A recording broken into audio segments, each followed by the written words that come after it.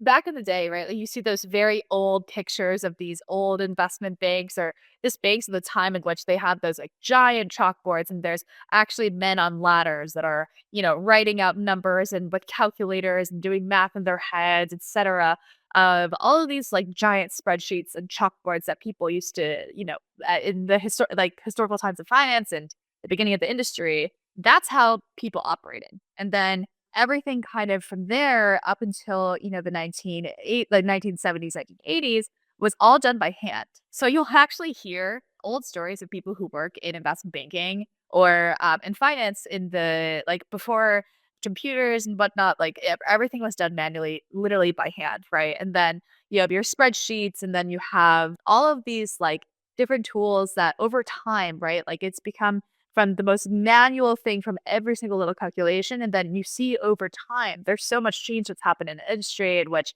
now the biggest, like, I would say innovation in the finance space and technology was literally the output of Microsoft Excel in the 80s. Like you'll hear stories of people who did banking in the 80s and their MDs have like golden calculators, like actual solid gold calculators, right? Because you had to have a spreadsheet before Excel, right? And then you would have to literally calculate things out by hand.